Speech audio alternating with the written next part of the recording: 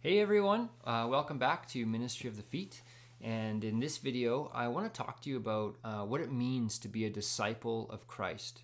And for me, it's been this really cool journey of discovering why I'm really here, what Jesus has really done, and what He's called me to, and the life that He's called me to live now. And I would say for most of my Christianity, looking back, I was kind of more like a convert than an actual disciple. And what I mean by that is I was a convert. I was almost like I believed in God for my sake. In the sense of like you're here to bless me, to protect me, to provide for me, and as soon as you're not doing those things in the way I think you should be doing them, and when I think you should be doing them, then we have a problem. And really, how I was living was I was a Christian for my sake and not for His great name's sake. And I really didn't understand why I was actually here. I was more like a bless me club where Jesus is here to bless me, and I'm not. I wasn't even aware of the fact that he was actually calling me to be transformed, to become like Him as I follow Him. And so John, 1 John 4:17 says something so powerful. It talks about how just as Jesus is, so are we in this world. Just as He is, so are we in this world. And that's such a powerful statement. There's a few places in Scripture where it talks about that those who follow Him ought to walk just as He walked. Which is this incredible invitation. And let me just make really clear, it's absolutely impossible if you're trying to do that in your own strength. It's impossible. But Jesus has now come to live inside of us, and now it's like Galatians 2:20. I've been crucified with Christ. It's no longer I who live, but Christ who lives in me. That the life that I now live, I live by faith in the Son of God who loved me and gave Himself for me. And so grace is now empowering me to do that which what I could never do before. I can walk like Him, I can follow Him, and I can manifest Him everywhere I go. I can shine. I can be a light now to the world because the light has come to live inside of me. And so for the last number of years, I'd say the last decade or more, maybe the last 12 years, God's just been teaching me about being a disciple and following after Him. And Romans 12:2, not being conformed to this world, not into its perspectives and its attitudes, its mindsets, its perceptions, but being transformed by the renewing of my mind, thinking like I've never thought before. And it's according to truth. It's according to what Jesus has taught me, the way I can live through His Word and by His Holy Spirit, the life we're all called to live. And so being a disciple is way more than just I've said my prayer, I'm going to heaven, I'll try and be a good person, I'll attend church, and I'll sing about God, and just try to do my best. That's none of those things are wrong, but it's so shallow compared to what God's actually called us into, and what it looks like to follow after Jesus, which means when He said that, follow me, it means it's possible. We can follow Him. And when He says follow me, it doesn't just mean follow behind me. When He talked to His disciples, He said, hey, Pete, drop your nets and follow me. He wasn't just saying follow behind me. He was saying, no, follow the way I live my life, the way I respond to the different trials and the persecutions and the way people treat me, and everything that you see in my life, model your life after my life. That's really what a disciple is. It's following after His example and becoming just like it, which again was impossible before Jesus died and was resurrected, because the Holy Spirit wasn't inside of us yet. But now God's come to live on the inside and empower us to do that which we could have never done before. And so in this video, I just want to share 3 stories from my own life about what God has taught me in what following Him looks like through some difficult things that I've been through personally. And so in the first story is, this is many years ago now, I was really betrayed by a very, very close dear friend of mine. Just totally betrayed. I was shocked, to be honest. I couldn't believe it. I was like, seriously? Like, we've gone through so much life together, and this is how you're saying you see me? And it was so hard. It was really difficult. I was really busted up about it, really hurt, really angry. And I remember about a week or two after it happened, I was driving down the road, And I was just thinking to myself, I was like, man, you know what? If this is how you're going to see me and if this is how you're going to treat me, then I just don't even want you in my life as a friend anymore. You know what? I'm just like, I'm done with you. Like, scrap everything we've been through. It was fun when it happened. But now, if this is the way you're going to see me, then I'm out. Have a great life. And as I'm driving down the road and thinking about this, I just had this, and it must have been the Holy Spirit. It just kind of convicted me. And I just thought, man, I should probably bring God into my thought life right now. Like, I should probably ask him what he thinks about what I'm thinking about. And so I did. I was like, hey, Lord, I was like, what do you think about what I'm thinking about? And right away, the Lord spoke Proverbs 17:17 to me, which says that a friend loves at all times, and a brother is born for adversity. And man, if we look at what that love is like, the love of God, right? It's John 13:34-35, where Jesus says, "This is a new commandment I give you, that you love one another as I have loved you." So Old Testament was love your neighbor as yourself, meaning love as good as man can. New Testament is love your neighbor just like I do, just like God does. New Testament's like now we're called to love just like God does. Could you imagine if I betrayed God and just like totally turned my back on him and walked away? Could you imagine if he did that in return to me? I said, fine, you're going to turn your back on me, you're going to betray me, fine, then get out of here. What did he do to Peter when Peter betrayed him? He welcomed him right back and loved him and didn't lose sight of who he really was, because in the midst of that betrayal, that's not who Peter was. And so Jesus never lost sight of Peter. And so if I'm called to walk just like Christ did, why would I lose sight of my friend now when he's not seeing something clearly? Because what I was being accused of was something I didn't even do. It was something I was innocent in. And so, but even if I wasn't innocent, it doesn't matter. We're called to walk just as Jesus walked. And so I have this example in the Word. And I also have an example with Judas, the man who betrayed Jesus. And so I'm thinking about this. I'm thinking about a friend loves at all times. And this is the God kind of love. It's not the kind of love that's like, I love you if you love me. That's worldly. That means that as long as you're treating me right, I love you. But as soon as you treat me wrong, you're cut off. You're out.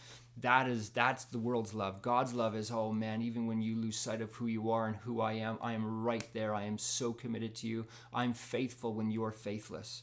I am always here for you. I'll leave the 99 to go after the one. I'm like that father of the prodigal son when he goes and does all that crazy living and walks away from me and wastes his inheritance. He comes back and I welcome him with a ring and a robe and new sandals on his feet. And I throw a big party because my son's home. That's our Father. That's how God is with us. So if that's the way he is with us and he says, love them as I have loved you, then that's how we ought to be with other people. And so God was just challenging me and he was discipling me. And so I felt like the Lord said this. I thought he said this. Maybe now he needs your love more than ever before. Maybe now he needs your prayer more than ever before. Why would you bail on him now when you're his friend? A friend loves at all times. And so I just was like, whoa, Father, I asked God's forgiveness for being hard-hearted and hurt. I have no permission to be hurt by that. Because if I should hurt for him, not because of him. Because there's obviously something he's seeing that isn't right. So why would I come underneath what he's seeing, which is false? Why would I come under that lie and have that lie become part of my identity when it has nothing to do with who I am? Why wouldn't I love him and be hurt for him and pray for him and ask God to forgive him and help him see clear and pray for him like I would want someone to pray for me? Why wouldn't I respond that way? And so Jesus was just teaching me how to love him in the midst of this. And so I did. I started to pray for him. And then he also showed me in the Last Supper in John where Judas is about to betray Jesus. And Jesus knows full well what he's about to do. And Judas isn't about to betray him in the sense that my friend did. My friend just betrayed me with some other people and said some things that weren't true.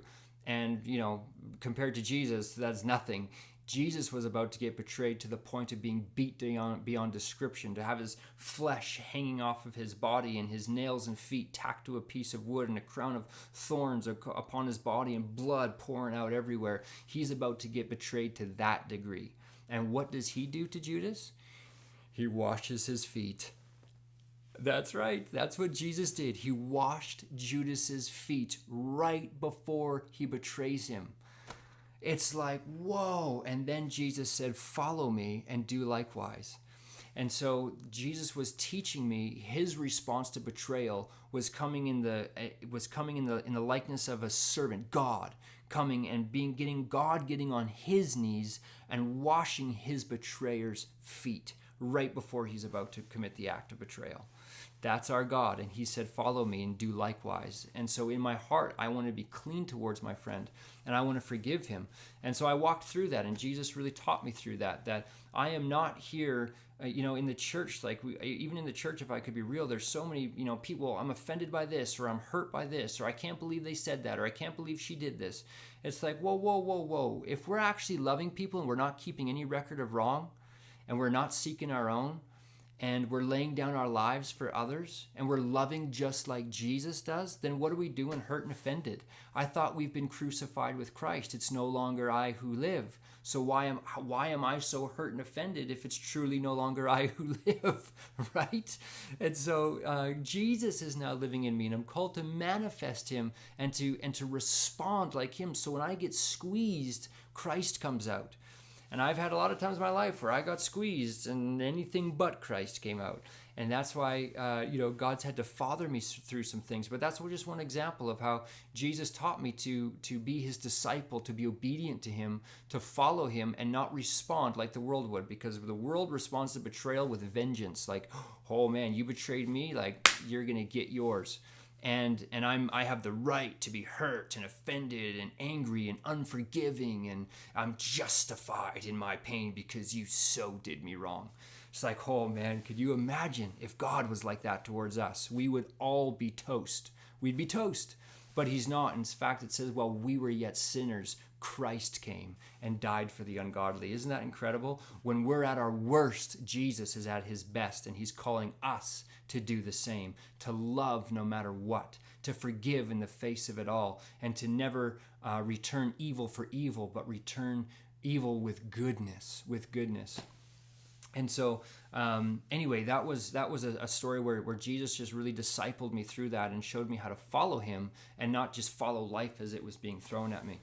The next story is one kind of interesting. This was, I think, 2016 that I went through this. And, it's interesting in Luke 9:23 to 24, it says, then Jesus said to them, if anyone desires to come after me, let him deny himself and take up his cross daily and follow me.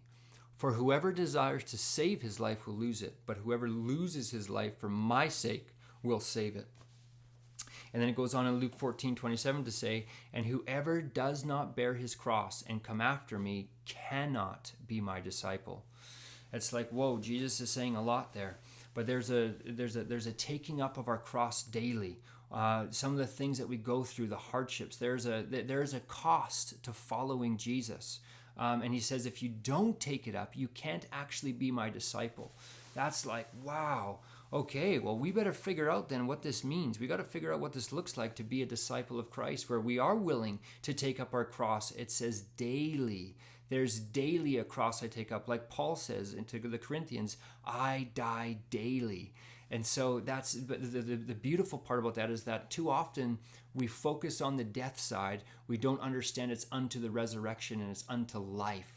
If you seek to save your life, you'll lose it. But if you seek to lose your life for his sake, you'll save it. And there's a life that we're created to live now that is incredible, but it requires a death first, a death of the old way of thinking, the mindsets, those perspectives, where we would respond in selfishness and in pain and hurt and feel justified doing it. No, we're called to have all that crucified to Christ, and we're called now that when that stuff comes at us and we get squeezed like that, we have him come out. And so I went through something in 2016 where, again, God really taught me some things about being his disciple in the midst of what life throws at you. And I was going to electrical school for my second year. I was just about to write my final exam. School was really hard for me. And if you fail the final exam, you fail the whole year. So I was like really gearing up to pass this test. And the test was the next day, and I get a phone call. And the phone call was from an RCMP officer, and I was kind of like, "Whoa, what are you calling me for?" And so I get the phone call, and I'm on the phone, and he goes, "Is this Justin Menzies?" And I said, "Yeah, it's Justin Menzies." And he goes, "Well, this is Constable so and so," and he goes, "I really need you to come down to our station." And I was like, "Whoa, come down to your station?" I was like, "Well, what is this about?"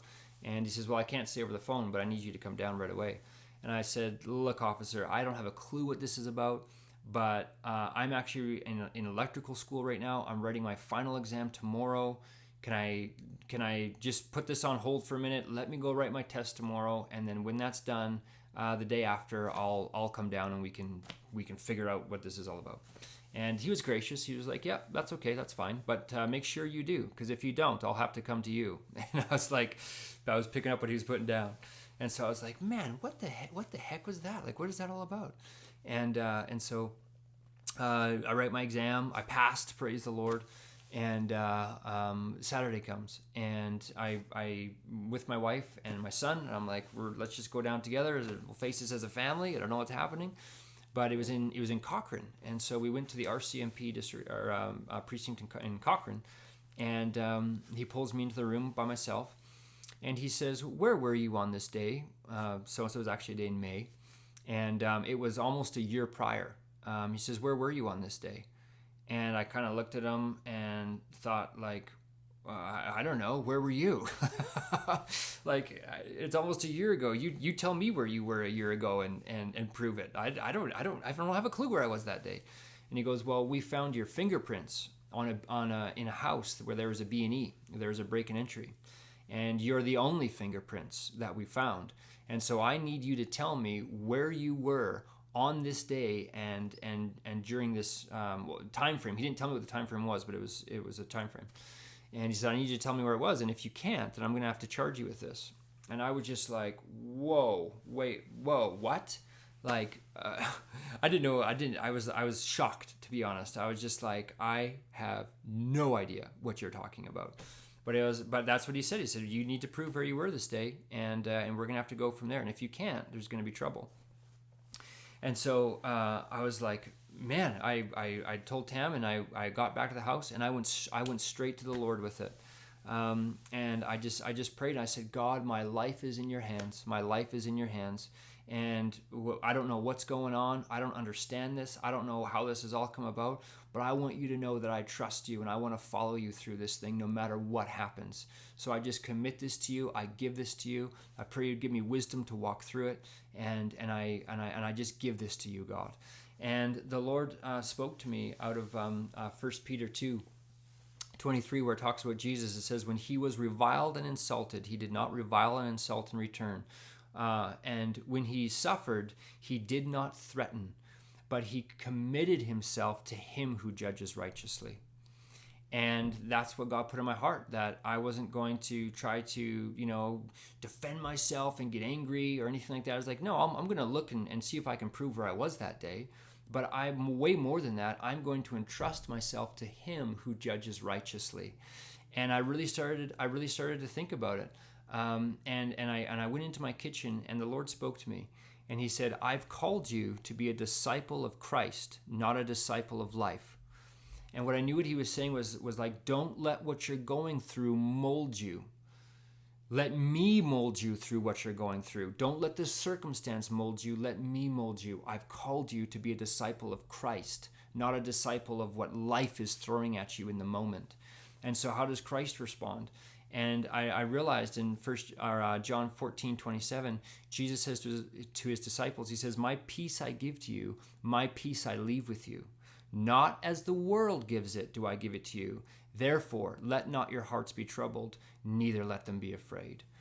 And I was just like, whoa, yes. It's like, not as he gives peace, not as the world does. The way the world gives peace is you only have peace if things are peaceful. That's how the world gives it. Things are going good. The seas are smooth.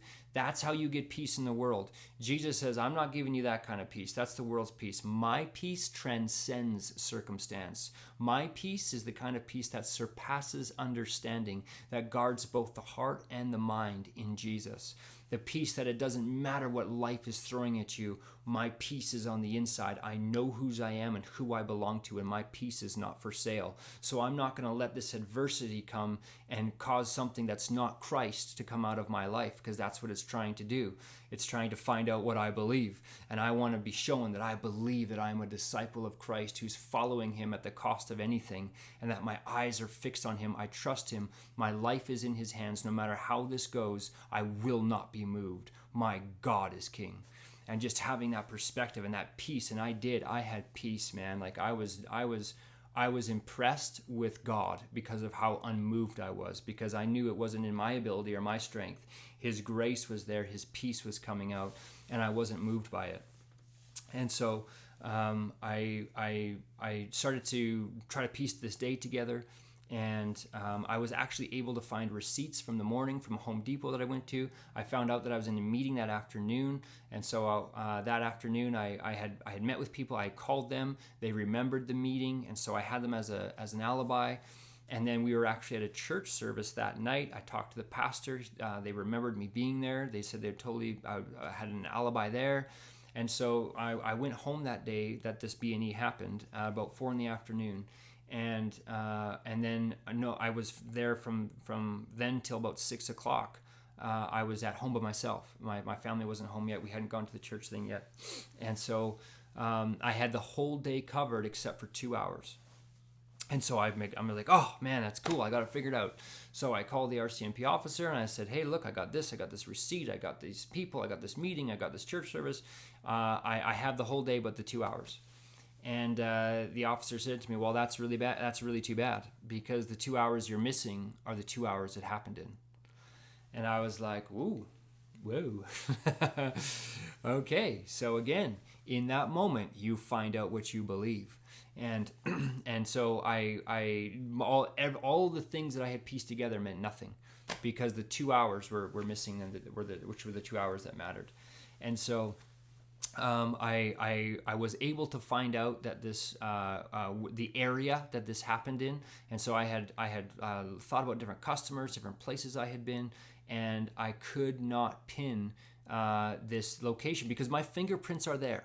So I've obviously actually been there. And just to make sure, I actually got the RCMP officer to fingerprint my hands again. Because I was like, well, maybe you got the wrong fingerprints, as if they changed or something. And he was gracious. He did it. He's just trying to do his job. He's not looking to screw me over. They found fingerprints, and I'm the only one that's there. And the logical conclusion is it's you. And so prove it wasn't. And I couldn't. And so anyway, as I'm going through this, I'm actually starting to really think about going to jail, and it was so cool because I was just like, man, God, like I trust you. Like there's some boys in there that probably need to know about you, and Lord, if you want to sow me into that prison for a season, then I want to go there with a smile on my face, absolutely trusting you and knowing that there's going to be people there that need to hear the gospel, and I want to bring it. I don't want to go there as a hurt, upset, and depressed Christian who's where's God? God, where are you? How come you let this happen? No, those are like the worst questions. They're the wrong questions. It's never about where is God. He's inside of you. Manifest him. Come and shine like a light. And so we look at as when Jesus went through all the things he went through, he never lost sight of who he was or who the Father was. He continued to manifest the truth in the midst of suffering the greatest injustice that never changed him. He never returned evil with evil. He always returned good for evil. And so we're called to do the exact same. And so I started to really think about this. And I was like, I really in my heart had to lay it down that unless you lay down your life, you're not worthy to be my disciple unless you take up your cross daily. And so I was like, Lord, I want to so follow you and fellowship in your sufferings. And I'm an innocent man. I have been falsely accused, just like Jesus. And that's when I realized in Philippians 10, it talks about the fellowship of Christ's sufferings. So I've been betrayed, and now I've been falsely accused. So am I going to take on the identity of a man betrayed and a man falsely accused? Or am I going to know that in the midst of all that injustice, I'm a son of the Most High God? I'm absolutely accepted in the beloved, as Ephesians 1 says. My life belongs to him, and I am so in Christ. And so in the midst of this storm, let me shine Jesus, not be curled up in a corner feeling sorry for myself. That's not going to produce Christ or life. And so, no, I want to shine like him. And I kept praying and asking God to receive his grace, to shine in the midst of it, to not have a bad attitude, to not complain. And if I could be honest, people in my life that I didn't tell this to didn't have a clue that that was happening in my life. They didn't have a clue that was going on. And it reminded me actually of Daniel chapter 3. Verse 10, it talks about how, not verse 10, verse 27, it says that that Shadrach, Meshach, and Abednego took a stand, and they stood for God, and they weren't going to bow down to that idol that the king was trying to make him bow down to. They said, oh no, he said, oh king, we don't even have to answer you in this matter. They're about to get thrown into the fiery furnace, and they said something fascinating. They said, our God is able to deliver us, but even if he doesn't, we will not bow down to that idol. I will not bow down to that. And that's exactly the heart that I wanted to go through this thing. Like, Lord, I know you're able to deliver me from prison, but even if you don't, I won't bow down to bitterness or unforgiveness or resentment or depression or fear. I will follow you into this thing. I know that I'm not going to prison alone. There's going to be lots of time to read my word. There's going to be lots of time to pray for people. There's going to be lots of time to share the gospel. And even if rough things happen to me in prison, my life belongs to you. I trust you, and you are with me. And that so beats being depressed and angry. And so Jesus was just so kind, and he was discipling me through that and showing me how to follow him. And anyway, back to Daniel 3:27, this is what it says of them when they came out of the fire. It says, the king and his men gathered together, and they saw these men, on who the men, Shadrach, Meshach, and Abednego, they saw these men on whose bodies the fire had no power. Wow. The hair of their head was not singed, nor were their garments touched, and the smell of fire and smoke was not on them. Isn't that incredible? You know, it's amazing that Jesus didn't come and he didn't just put out the fire. Jesus was with them in the midst of the fire. They threw 3 guys in. When the king looked in, there was 4. Jesus was there in the midst of them, and he didn't put out the fire because he's Lord of the fire. You don't need to put out what you're Lord over. It was never about the fire. It's about who God is in the midst of the fire, in the midst of the adversity. It's not about the adversity ending or the circumstances changing. It's about who God is in the midst of it, despite it all. It's who God is in the midst of it. That's what this is about. And so I'm not looking for God just to come and douse this circumstance. I'm looking to know him even more and to understand why I'm here, and to love not my own life unto death, but to follow him and to trust him. And there was no smell of smoke or fire on these boys, which means that after we go through something, all these things are prophetically speaking to the life we're called to live. So there's no smell of smoke. And what does that mean? That means that after a believer, a disciple of Christ, goes through things, they don't wear it on them as if it's their story, as if, oh, well, I'm just this falsely accused man now who's suffered loss and been to this and that. And no, it's like you can't even tell that happened to me. You can't even tell I was in the fire. There's no smell of smoke because it's so not my identity. He's my identity, not the fire. And when you have that perspective, as we saw in verse 27, the fire has no power over them. It's so incredible. It's so amazing. And so anyway, back to the story. These are the things that I was learning as I was going through this, being a disciple of Christ, not just a disciple of life. So as I'm going through this, I'm learning and I'm trusting God, and I'm my wife will attest to this. I was not afraid to go to prison. I don't say that arrogantly or pridefully, because it wasn't me. There was grace, and God was forming something in me that may not have been formed any other way. And so she would say that she would testify to that. I was ready, and I was okay. I was more than okay. I had peace, because my peace is from him, not from the world. And so anyway, back to the story. I finally got out of the officer, the street that this happened on. And so we go, me and my wife, I was like, come on, let's just go take a drive. Let's just go and see, and maybe something, some kind of bell will ring in my head and I'll remember. And so we had the street. So we finally we drive down, and this is after a few months that we've been trying to figure this out. So we end up going for a drive. We go down the road where this house was, and as soon as we turned the corner, when I found out what street it was on, me and my wife both looked at each other, and we were just like, oh my gosh. And what had happened was a friend of mine, actually a friend of Tam's, as a lady that I had not really met before, offered to let us house sit their house during Christmas the year before. And we had Tamara's whole family there. My wife's whole family came. And so we house sat that house for 2 weeks. But the wife never met me, and the husband of that wife, who owned the house, had never met me either. And he had never even heard of my name. And so when the police officer told him Justin Menzies, he was like, I don't know any Justin Menzies. There's no way he should have been in my house. And so we found out, so we found out that, and then that's what it was. It was the house that we actually house sat the Christmas before. And so we called the lady right away, and the poor the owner of the house, and she felt so terrible. She's like, oh my gosh, I'm so sorry. I had no idea. And then I was able to call the RCMP officer and be like, hey man, I figured it out. It's not me. And I said, if my family used to be criminals in their past lives, you would have found all of our fingerprints. But it was just me that was a criminal, so you found mine because I had a record, and which I got a pardon for, by the way. But anyway, so it all went away, and I didn't have to go to jail. But the cool thing was I was okay to go to jail because of who Christ is inside of me, and because of his grace and the fact that he's called me to follow him amidst whatever life throws. And so it was just really powerful. The last story I want to share is this. It's a story about me and my wife, and we've actually been trying to have kids for a long time. But I want to share this verse before I share the story. Because this is one of those verses that I just don't hear us talk about very often. I think it's very important to talk about them and to understand them. And so it's in Luke 14:26, and it says, Jesus says, if anyone comes to me and does not love less his father, mother, wife, and children, brothers and sisters, yes, even their own life, such a person cannot be my disciple. And it's like, whoa, unless you love less, all those people, the closest ones to us, then you actually can't be my disciple. And why is that? Because somewhere in our Christian journey, one of those things on that list will get in the way between us and the Lord. It'll get in the way between us and following him. And then one of those things on the list, one of those people on the list will become more important than God.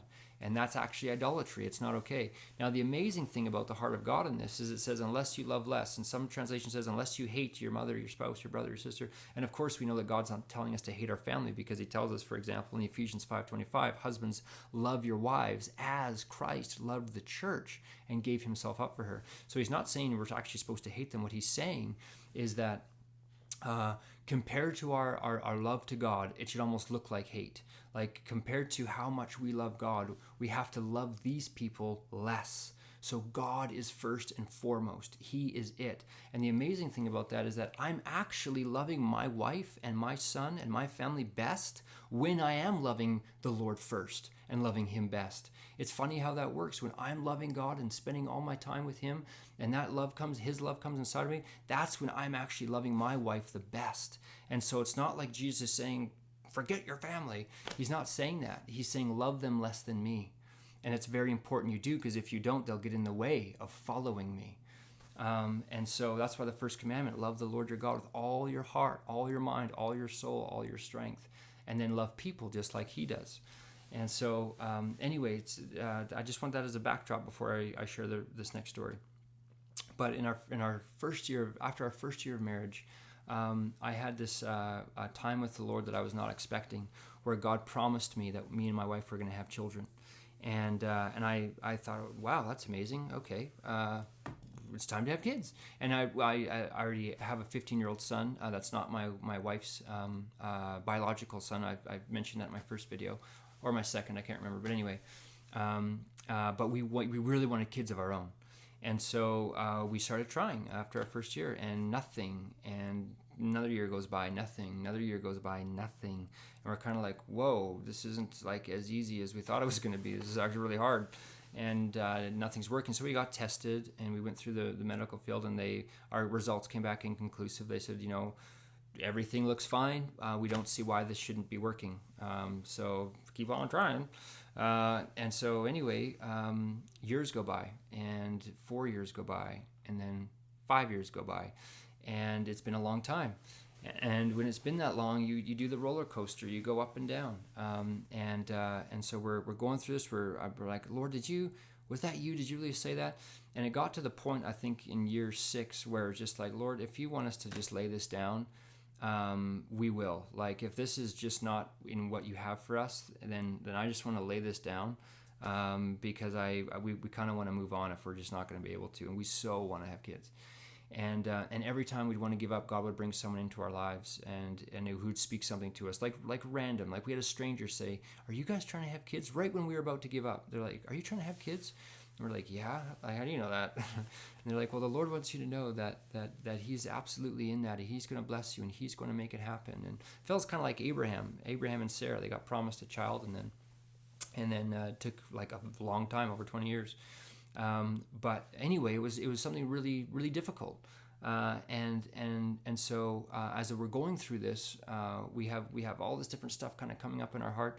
And then in year 7, it's been 7 years of trying now and nothing. We had incredibly kind and amazing people offer to pay $10,000 for in vitro, and for us to get it medically to happen.